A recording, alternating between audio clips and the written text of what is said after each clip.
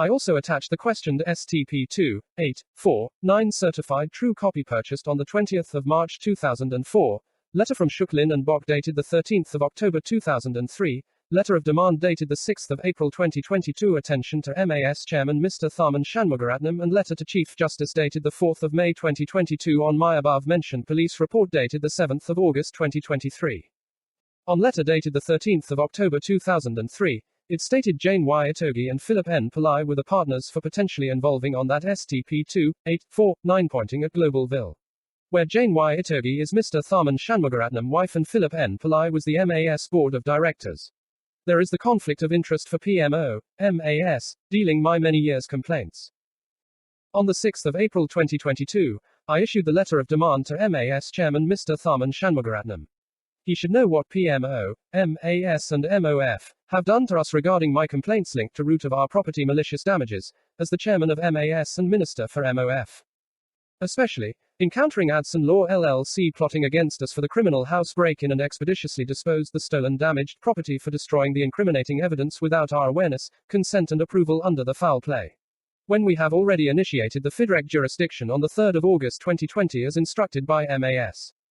That also involving MOM, CPF Board, stated on my many police reports for misappropriating our and all those unsuspected owners' purchases CPF saving for concealing the forgeries, and depriving our rights of power for the inspection under the Statute of Conveyancing and Law of Property Act 1886 CLPA, Cap 61. Police should uncover the plaintiff affidavit dated the 10th of February 2021 exhibit marked LLF-12 inches produced the forged document under the SLA's lot-based system. There were frauds for altering and deleting the land lot 2712T to 9142N for creating the lot 9143X under the forgery.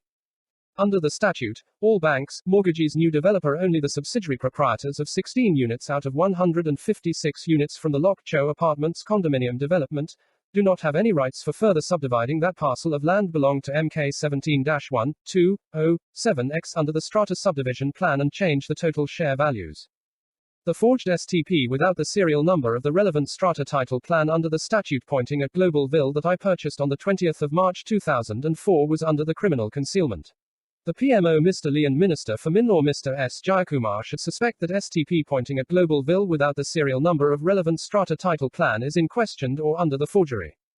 This was created by using the forged STP 228 fraudulently and illegally terminated the Lok Cho Apartments strata subdivision plan for violating the statute under the forgery and criminal conspiracy for mastermind pre-planned on block collective sales. Where STP 228 is erroneous under the forgery because it refers to an entirely development, at around Telok Kurau. It under Katong Mansion development with STP 228 and ST 330 stated on the bottom right-hand corner of the plan. It was verified by SLA's land surveyor that STP 228 stipulated on the ST 330 or CPST 330 approved by Chief Surveyor. They're impossible for having other STP number for issuing the title deed, SSCT. Legally, there only one STP 238 pointing at the Lok Cho Apartments condominium development under the strata subdivision plan. It was verified by SLA's land surveyor that STP 238 stipulated on the ST 3219 or CPST 3219 approved by Chief Surveyor. They're impossible for having other STP number for issuing the title deed, SSCT. Conclusively, the forged STP 2849 pointing at Globalville was created by duplicating the STP number from the genuine STP 2849 pointing at the number 1 Sims Lane Industrial Development. I have stipulated on my police reports since the 29th of August 2019 regarding uncovered forged STP 2849 pointing at Globalville on the 23rd of January 2019. After SLA's officers banned me not allowing enter the building for purchasing and title searches inspection on the 22nd of November 2018. This was transpired. I telephoned police 999 hotline on the 20th of November 2018, when uncovered the faked strata title plans, STPs presented from SLA's officer that connected to issue of fake titles deeds, SSCTs to us and the unsuspected homebuyers and subsidiary proprietors or owners' purchases. Such evidences with many police reports also given to Supreme Courts via state courts, after I lodged the complaints regarding misused and abused subordinate courts to manipulate criminal wrongdoings with OS/443/2008/Q and OS/268/2010/D, obstruction of justice for wrongdoers came after the victims for extortion and harassment. SLA intended creating the false statement dated the 5th of February 2021 for colluded together with Adson Law and his clients using it for covering up the commission and procurement frauds and forgeries. The false statement was falsely sworn and affirmed on the plaintiff's affidavit dated the 10th of February 2021, LLF-13.